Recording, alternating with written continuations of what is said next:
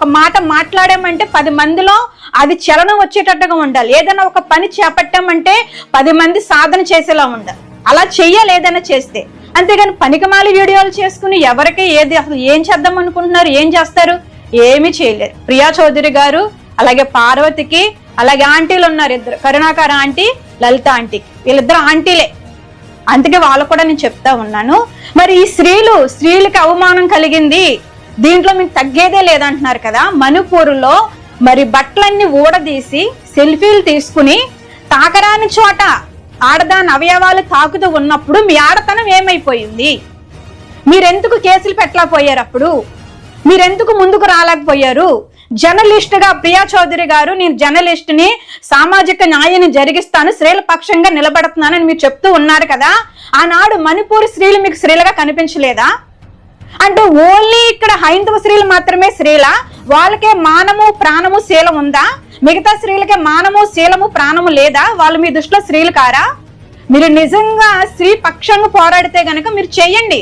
మీరు మాట్లాడిన మాటలు బట్టి నేను ఇలా మాట్లాడవలసి వస్తుంది. ఎందుకంటే ఒక పక్షానికి మీరు వహించకండి. మీరు న్యాయం జరిగించాలనుకుంటే ప్రతి స్త్రీకి న్యాయం జరిగించండి. కుల మత విభేదం లేకుండా ఏ స్త్రీకి అన్యాయం జరిగినా, ఎక్కడ అన్యాయం జరిగినా మీరు స్పందించండి. మీరు చేయవలసింది చెయ్యండి. అప్పుడు మేమందరం మిమ్మల్ని గౌరవిస్తాం. ఒకప్పుడు మేము చాలా గౌరవం ఉండేది, మీ వీడియోలు చాలా చూస్తాను, కానీ ఉన్న గౌరవం ఈ రోజు నాకు పోయింది. ఎందుకంటే ఒక పక్షంగా మీరు పోరాటం చేస్తున్నారు. అది ఎంతవరకు మీకు న్యాయం? మీకు అది మరి ఏం కనిపించలేదు. మన 18 మంది రేప్ చేశారు, వాళ్ళ మీద ఎందుకు కేసులు పెట్టలేదు?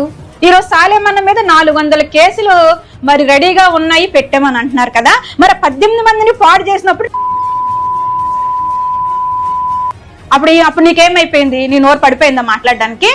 అంటే నీ వాళ్ళు వచ్చేసరికి నువ్వు ఎక్కడ స్పందిస్తావా? మరి ఇది పక్షపాతం కాదా? ఇది మతోన్మాదాన్ని రెచ్చగొట్టడం కాదా?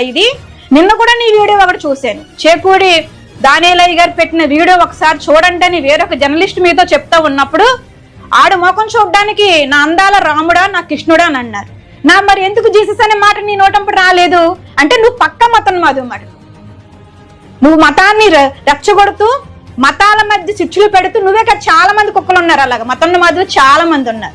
అన్నదమ్ముల్లాగా కలిసిమెలిసి వెళ్ళిపోతున్న ఈ యొక్క లౌకిక రాజ్యములో, ఈ సామ్రాజ్యములో మీలాంటి చీడ పురుగులు కొంతమంది చేరి సహోదరి భావం కలిగి ఉంటున్న మా మధ్యన కొన్ని గొడవలు పెట్టి మీరేదో ఫేమస్ అవ్వాలని, మీ అకౌంట్లు నింపుకోవాలని, మీరు కొంచెం ముందుకు ఆస్తిపరులుగా వెళ్ళాలని కొన్ని లాజిక్లు మీరు పెట్టుకుని మీరు చేస్తున్న దుష్ట ప్రచారం.